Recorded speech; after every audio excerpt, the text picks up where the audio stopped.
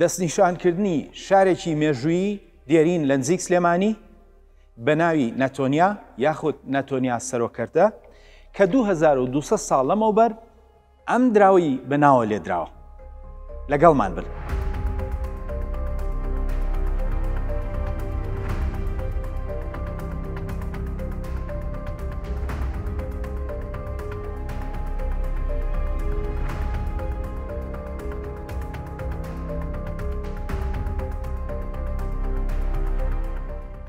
لە مانگی حوتی ساڵی 2022دا سەردێڕی چەندین دەستگای میدیایی جیهانی دەستنیشانکردنی شار و قەڵایەک بوو لە نزیک شاری سلێمانی لای چای پیرەمەگرون.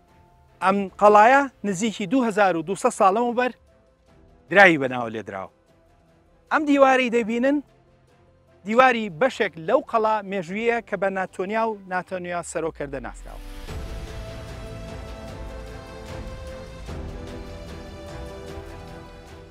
چیرۆکێکی تریژ هەیە لەسەر ناوچەکە. زیاتر لە 1000 ساڵ لەمەوبەر گەڕۆکی ئیسلامی ئەبوو دەلەفی خەزەرجی دێتە شارە زور. ئەو دەڵێت شارە زوریەکان بەرەی تاڵوتن کە خودا وەک پاشا نردی بۆ جووەکان. دواتر باسی قەڵای شارە زور دەکا. ئەڵە شارە زوریەکان قەڵاکەیان زۆر بەهێزە. داود و سلێمان پێغەمبەران دوعایان بەسەردا خوێندووە. ئەمجا دەڵێت شارە زوریەکان دەڵێن ئێمە بەرەی تاڵوتین. ئەوەی کە مای سەرنجە تاڵوت لە قورئان و تەوراتە وەک پاشای جوو باس کراوە. جا با بزانین بنەچێ ئەم بابەتە مێژوویانە چییە و پەیوەندی بە مێژووی کوردەوە چییە.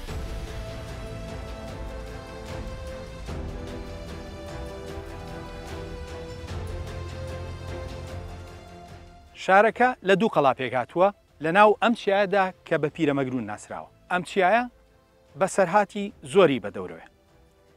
چیاکە ناوی پیرەمەگرونە. پیرەمەگرون بە ناوی یەکێک لە 72 پیرانی یارستان ناونراوە کە گۆڕەکەی لە ناو ئەم چیایانەدایە.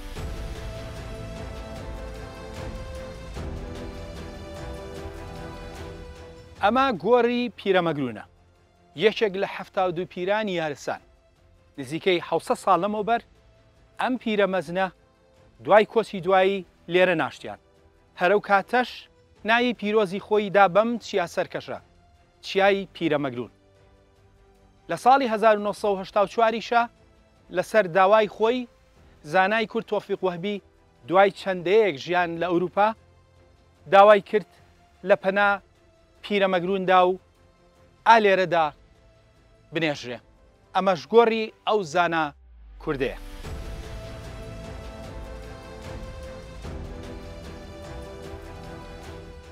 ئەم چیایە هێندە ڕۆڵێکی بوو و شێوەیەکی جوانی یاوە بە سلێمانی. خەڵکی شارەکە خۆشەویستێکی تایبەتیان بۆ ئەم چیایە هەیە. ئەم چیایە چیای پیرەمەگرون لە مەسۆپۆتامیای دێرینشدا ناسراو بووە. چیاگە پێگەیەکی ئاینی گرنگی هەبووە. لەسەر چاوەدەرینەکاندا ئاماژەی پێکراوە. لۆلۆبیەکان بەم چیان وتووە کینیبا کە ئەوان کۆنترین خەڵکی ئەم ناوچێن و خەڵکی شارە زوری دێرین بوون. نزیکەی 600 ساڵ لەمەوبەر ناوی چیاکە لە کینیباوە گۆڕاوە بۆ پیرەمەگرون.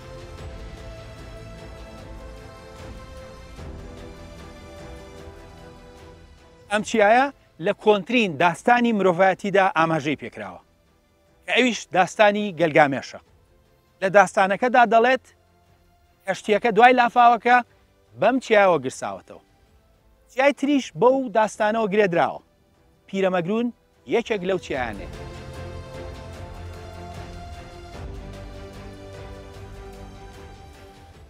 ئەم چیایە هێندە پێگەیەکی ئاینی گرنگی هەبووە. پاشای ئاشووری بە تایبەت ئاماژەی پێکردووە. نزیکی 2900 ساڵ لەمەوبەر پاشای ئاشووری ئاشورپانیپاڵ هێرش بۆ ناوچەیە دەبات. ئەو دەڵێت من یەکەم پاشای ئاشووریم کە چیای ڕزگاری ئوتناپشتیم ببینم کە کەشتیەکە دوای لافاوەکە پێوەی گرساوەتەوە. هەتاوەکو ئێستا ئەمە پێشینەی چیای پیرەمەگرون بوو. جا با بگەڕێینەوە بۆ بابەتی سەرەکیمان کە شاری ناتۆنیا یاخود ناتۆنیا سەرۆکردێ و بابەتی سەرەکی ئەم پرۆگرامێ.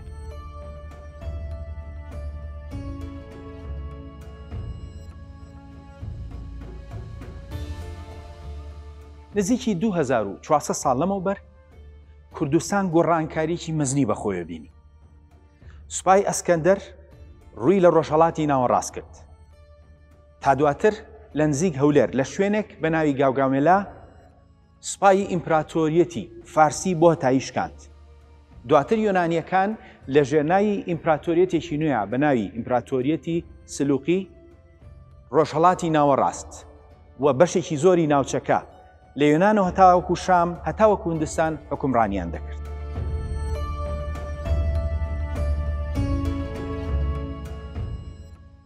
دوای سەدەیەک لە حکومڕانی سلوقی یۆنانیەکان دەسەڵاتیان ڕووی لە لاوازی بوو.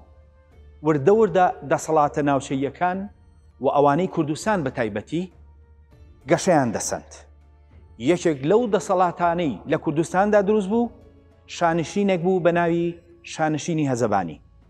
ئەم شانشینە نزیکەی 2200 ساڵ لەمەوبەر لە کوردستان سەری هەڵداوە و ناوەندی دەسەڵاتەکە شاری هەولێر بووە. ئەم شانشینە لە سەرچاوە یۆنانیەکاندا بە ئەدیابین ناسراوە. سەرچاوە ئارامیەکان بە حەدیاب ناوی دەهێنن. بەڵام کورد بە هەزەبان و عازەبان ناوی هێناوە. دەوڵەتەکە قەڵەمڕەوێکی فراوانی هەبوو و زۆر ناوچەی کوردستانی لەژێر دەستا بووە. هەر لە هەولێر تا سلێمانی پەیکەر و هەڵکەندراوەکانی هەتاوەکو ئەمڕۆ ماون. یەکەم پادشا کە بناسرێت و لە هەولێردا حکومڕانی کردبێت و دراوی لێدا بێت ئەبدیسەر بووە. ئەو بەردە هەڵکەندراوەی نزیک هەریر ئەوە پاژماوەی پاشای هەزەبانی کورد ئەبدیسەر و ئەو پادشایە دراویشی لێداوە. ئەمڕۆ شێوەی پەیکەری پاشای هەزەبانی ئەبدیسەر بەهۆی ئەوەی کە دەستی شێواندنی پێگەیشتووە ناناسرێتەوە. بەڵام لێکۆڵەران کاریان لەسەر کردووە و تا ڕادێک هەندێک وردەکاری دەرکەوتووە. بە تایبەت تاجەکەی سەری هاوشێوەی دراوەکەی. هەروەک لە وێنەکەدا ڕوون دەبێتەوە دەبینرێت لێکچوون لە نێوانیاندا هەیە. ئەم دراوە زیاتر لە 2100 ساڵ لەمەوبەر لە هەولێر لێدراوە. دوای ئەبدیسەر ئەردەکار و دوای ئەویش ئێزدی یەکەم حکومڕانی کردووە. بەڵام شتێکی وتووە سەبارەت ئەم دوو پادشایە چنگ نەکەوتووە. دوای ئەوان مەنوباز یەکەم و هێلێنای هەزەبانی شاژن نزیکی 2000 ساڵ لەمەوبەر حکومڕان بوون. ئەمانە هەمویان دراوی خۆیان هەبوو هەندێکیان دۆزراونەتەوە. لەوانە مەنوباز یەکەم کە لە هەولێر حکومڕانی کردووە. ئەم وێنەیە وێنەی دراوی مەنوباز یەکەمە کە لە هەولێردا لێدراوە. دوای کۆچی دوایی مەنوباز یەکەم ئێزدی دووهەمی کوڕی بوو بە حکومڕان. پاشا ئێزد لەگەڵ هێلێنای دایکی بێکەوە حکومڕانیانە کرد.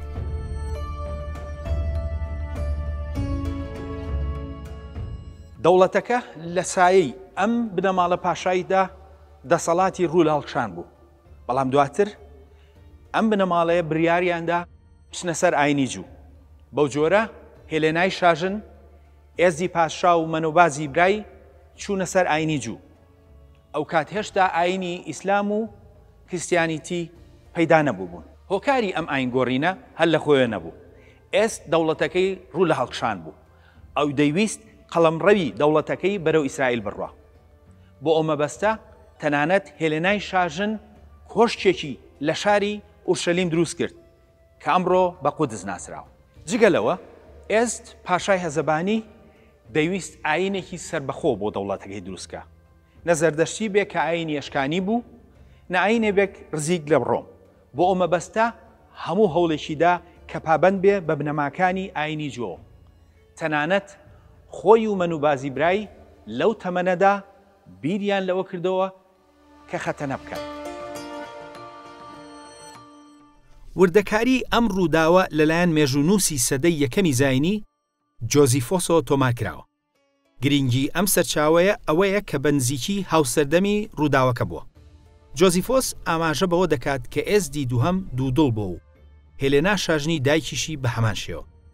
بەڵام دواتر کەسایەتیەکی ئاینی جوو بە ناوی ئەلیازەر و خەڵکی جەلیل دێتە لای پاشای کوردی هەزەبانی ئێزد و پێی دەڵێت پاشا تۆشکس دەهێنیت لەوەدا کە بزانیت بە پشتگوێخستنی خەتەنەکردن بە ناڕەوا بنەمای سەرەکی ئەم یاسایانە پێشێل دەکەیت و خودی خودات و ڕەدەکەیت.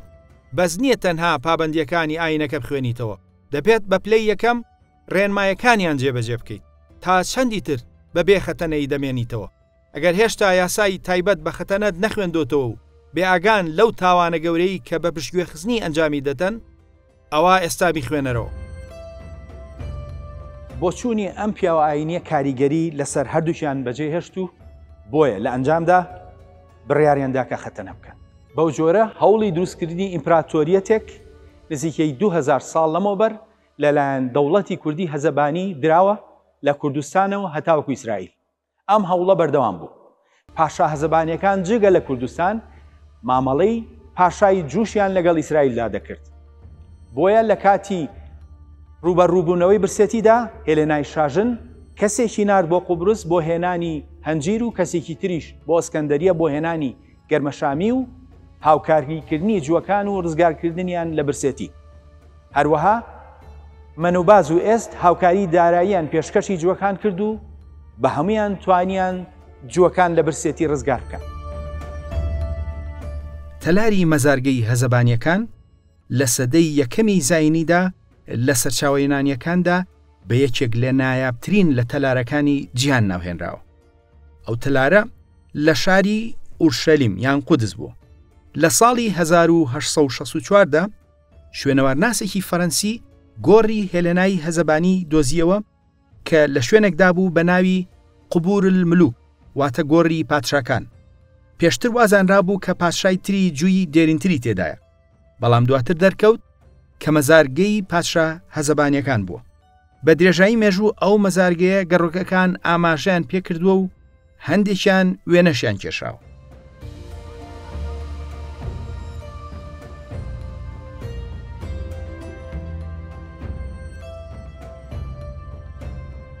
دواتر گۆڕەبەردینەی هێلێنای هەزەبانی دەستنیشان کرا کە ئێستاکە لە مۆزەخانەی لۆڤەرە لە وڵاتی فەرەنسا. هەروەها لە ساڵی 2010دا کۆشکەکەی هێلێنای هەزەبانی لە شاری ئۆرشەلیم یان قودس دۆزرایەوە. ئەو کۆشکە لە سەردەمی خۆیدا لە سەرچاوە مێژوویەکاندا بە یەکێک لە کۆشکە نایابەکانی ئەو شارە ئاماژەی پێکراوە و ئەمڕۆ نمونەی ئەو کۆشکە لە شاری قودس دروستکراوەتەوە و خەڵک دەتوانێت بیبینێت، هەروەک لە وێنەکاندا دەبینرێت.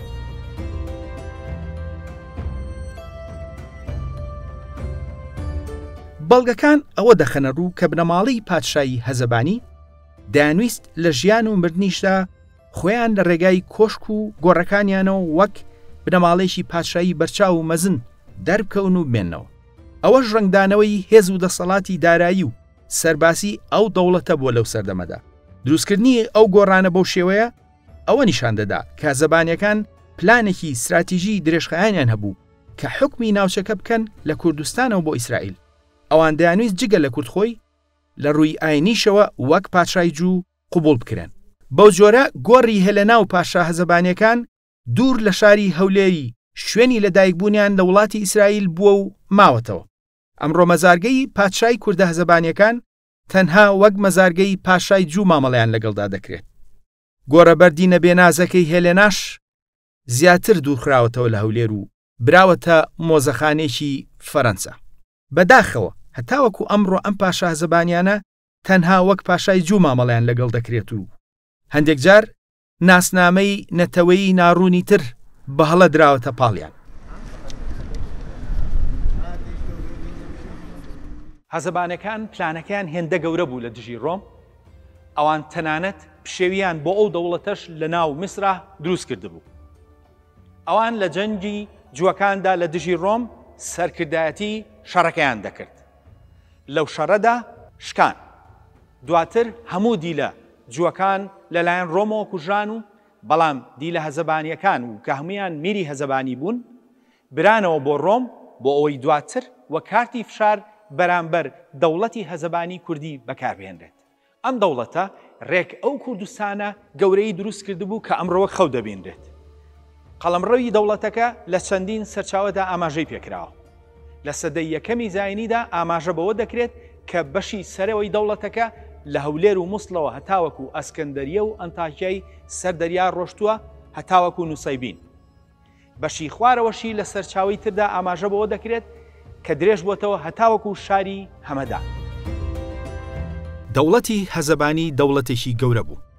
قەڵەمڕەوی ئەم دەوڵەتە شارەکانی وەکو هەمەدان، هەولێر، مووسڵ، ئەنتاکیە، ئەلێکزەندەریە لەسەر دەریا و هەتاوەکو نووسەیبین ئاماژەی پێکراوە. هەتاوەکو ئەمڕۆ شوێنی سەرەتای دروستبوونی دەوڵەتی هەزەبانی نەزانرابوو. بەڵام وەکو لە سەرەتای ئەم بەرنامەیەدا ئاماژەمان پێکرد، لە ساڵی 2022دا کۆمەڵێک زانیاری بڵاوکرایەوە کە پێدەچێت ئەم بابەتە تا ڕادەیە یەکلا بکاتەوە. دەستگا ئەکادمی و شوێنەواریەکان ڕایانگەیاند کە شاری ناتۆنیا یاخود ناتۆنیا سەرۆکەردە لای پیرەمەگرون دەستنیشان کرا. لای ئەم چیای پیرەمەگرون پاشماوەی دوو قەڵای گرنگ هەیە. هەروەها پەیکەری دوو پاشا لەسەر چیاکە هەڵکەنراوە کە پێدەچێت یەکێکیان هەڵکەنراوە بێت بۆ ناتۆنیا یاخود ناتۆنیا سەر کە پاشای ئەم قەڵایە نەبوو بێت. پەیکەری دووەمیش پێدەچێت نەوەی دواتری بوو بێت. بەهەرحاڵ هیچ کام لەم پەیکەرانە نووسینیان لەگەڵ نییە. قەڵاکان کە بە ناتۆنیا یان ناتۆنیا سەرۆکەردە دەستنیشان کراون، دوانن لە دوو شوێندان کە ئەمڕۆ بە ڕەبەنە و مێرقوڵی ناسراون. ئەمەی دەیبینن ئەمە پاژماوەی ڕەبەنەیە کە هەندێک وردەکاری دەردەکەوێت و هەندێک بەردی قەڵاکە قەبارە گەورێ و هەندێکیان تێکەڵ بە چیاکە بوون. ئەمە بەشێکی تری قەڵاکێ و تەنانەت بەشی سەربازگەی قەڵاکە دەستنیشان کراوە. هەروەها پاژماوەی بناغی شوێنی پەیکەرێک هێشتا ماوە کە لە ساڵی چلەکاندا خەڵکی ناوچەکە لەبەر بیرروباوەڕی ئاینی شکاندویانە. بەداخەوە بەهۆی ئەوە نازانرێت کە خوداوەندەکە چی بووە و بیرروباوەڕیان چی بووە. هەروەها لێرە پلیکانە لە بەردی چیاکە هەڵکەنراوە و لێکۆڵەران پیان وایە ئەمە شوێنی ئاینی بووە. لەسەر و قەڵاکە پەیکەرێک لە چیاکە هەڵکەنراوە. لێکۆڵەران پیان وایە کە یەکێک لە دوو پەیکەرە هەڵکەنراوەکە پەیکەری ناتۆنیا بێت کە بە ناتۆنیا سەریش ناسراوە، واتە پادشا سەرکردە ناتۆنیا. ئەمەی تریان پاژماوەی قەڵایەکە کە ئەمڕۆ بە مێرقوڵی ناسراوە و هەندێک لە پاژماوەکانی ماون و قەڵایەکی زۆر سەختە. سەختیەکەی بە شێوەیەکە کە مرۆڤ دەکەوێتە پرسیارەوە. نزیکی 2200 ساڵ لەمەوبەر چۆن لێرەدا ئەم دیوارە گەورانە دروستکراون. لەولاتریشەوە پەیکەری کەسێک لە چیاکە هەڵکەنراوە. لێکۆڵەران پیان وایە کە یەکێک لە دوو پەیکەرە هەڵکەنراوەکە پەیکەری ناتۆنیا بێت کە بە ناتۆنیا سەریش ناسراوە، واتە پادشا سەرکردە ناتۆنیا.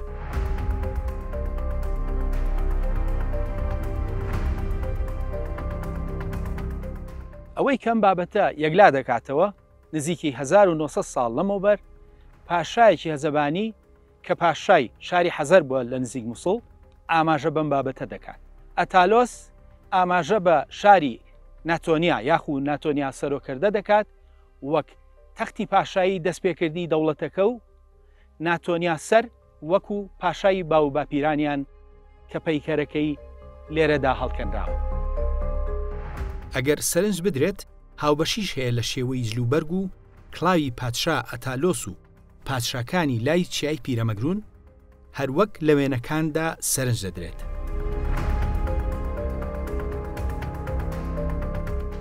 ئەوەی جێی سەرنجە هەندێک لەو دراوانەی کە بە ناوی شاری ناتۆنیاوە لێدراوە و لەم چەند ساڵە نەدادۆزراونەتەوە لە شاری نووسەیبینی باکووری کوردستان بووە. شاری نووسەیبووین لە سەرچاوەکانە وەک شوێنی قەڵەمڕەوی ئەم دەوڵەتە ئاماژەی پێکراوە. ئەمە هەندێک لەو دراوانەیە کە بە ناوی ئەم قەڵایە لە پیرەمەگرون لێدراوە و لە شاری نووسەیبین لە باکووری کوردستان دۆزراوەتەوە. بیرمان نەچێت نزیکی 1000 ساڵ لەمەوبەر شارە زوریەکانیش ڕاستی و دەسەڵاتی ئەم دەوڵەتە کوردیە هەتاوەکو ئیسرائیل دووپات دەکەنەوە. ئەوان بە گەڕۆکی ئیسلامی ئەبوو دەلەفی خەزرەجیان گوتووە کە پاشای تاڵوت لەوان بووە و پاشای ئەوان بووە و چووە هاوکاری جووەکانی کردووە. ڕاستیەکەی ئەوەیە ئەم بابەتە دەما و دەم لە ناو شارە زوریەکانە جێڕاوەتەوە کە پاشای هەزەبانی بۆ بە پاشای جوو دەسەڵاتی تا ئیسرائیل ڕۆشتووە. بەڵام دوای 1000 ساڵ لە ڕووداوەکە ناوی ئەو پاشا دێرینە مەنوباز و ئێست لە یاد چووە و ئەوان وتویانە تاڵود لە ئێمەیە کە پاشایەکی ناسراوتر بووە و لە قورئان و تەوراتە ئاماژەی پێکراوە.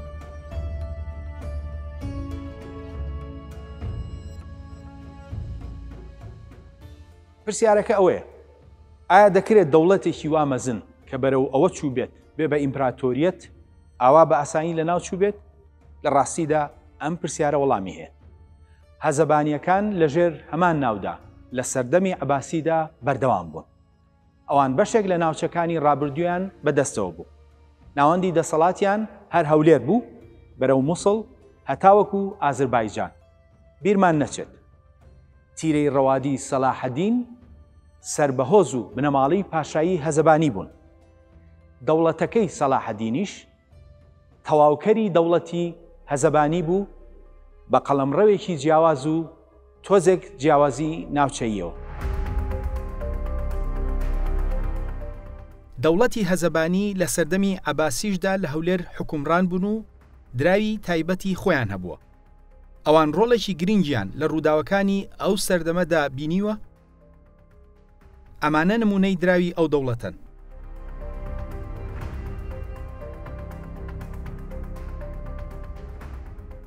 میرەهەزەبانیەکان لە سەردەمی سەلاحەدین و دواتریشدا دەسەڵاتێکی گەورە و ڕۆڵی گەورەیان هەبووە. میرێکیان یەکێک لە مێژوون و سەناودارەکانی سەدەی 13هەمە بە ناوی ئەبوهیجای زەبانی کەوالی دیمەشق بووە و بەرپرس بووە لە دروستکردنی بەشێک لەو شوێنەی مزگەوتی ئەقسا کە بە ڕواقل غەربی ناسراوە.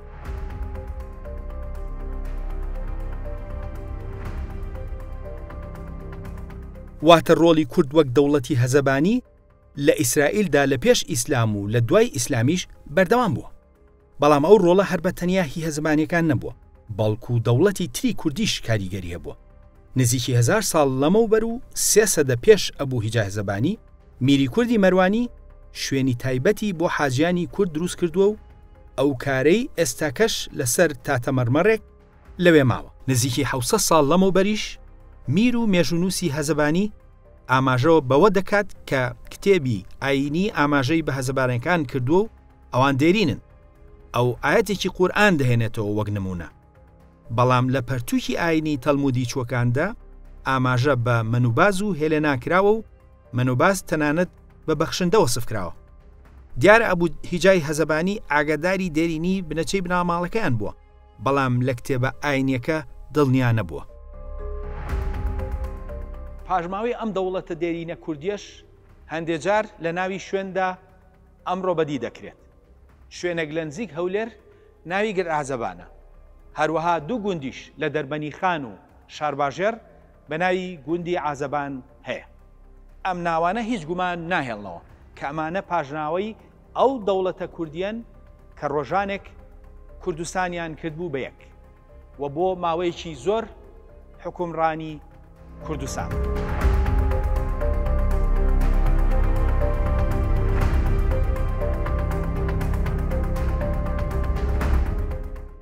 ئەم دوو پەیکەرە لە مۆزەخانەی سلێمانی لەسەر ئەوانەی پیرەمەگرون دروستکراونەتەوە. ئەمانە ئەمڕۆ لێرە بە مێرقوڵی و ڕەبەنە ناسراون، بەڵام لە بنەڕەتدا یەکێکیان پەیکەری ناتۆنیایە، دامەزرێنەری دەوڵەتی هەزەبانی. ناتۆنیا بۆ هەزەبانیەکان وەکو دیاکۆ وایە بۆ دەوڵەتی مات.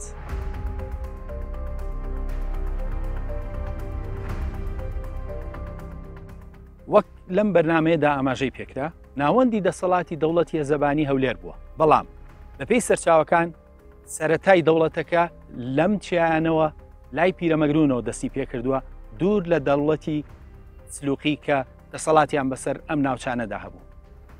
زۆر لە دەسەڵاتە کوردیەکان دوای هاتنی یۆنانیەکان وردە وردە لەم ناوچەچیانەوە خۆیان دروست دەکرد. دەوڵەتی هەزەبانی لە دامێنی چیای پیرەمەگروندا دەستی پێکردووە و وردە وردە دەسەڵاتەکەی فراوان کردووە و هەولێری کردووە پایتەخت. دواتر لە هەولێرەوە هەتا هەمەدان بۆ دەریا هەتاوەکو شاری ئەنتاکیا لەژێر دەستی ئەوان بووە. نەتەوەی کورد مێژوویەکی دەوڵەمەندی هەیە، بەڵام هەتاوەکو ئەمڕۆ بەشێکی گەورەی ئەم مێژووە لی بزر کراوە. دەوڵەتی هەزەبانی نمونەی یەکێکن لەو دەوڵەتانەی کە هەتاوەکو ئەمڕۆ مێژوەکەی لە کورد بوونە. ئەوە ئێمەین کە دەبێت جارێکی تر ئەو مێژووە بە خۆمان و نەوەکانمان بناسێنینەوە. بەرنامەی خۆناسین لەو هەوڵەدایە. تاکو بەرنمەیەکی تر خواتان لەگەڵ.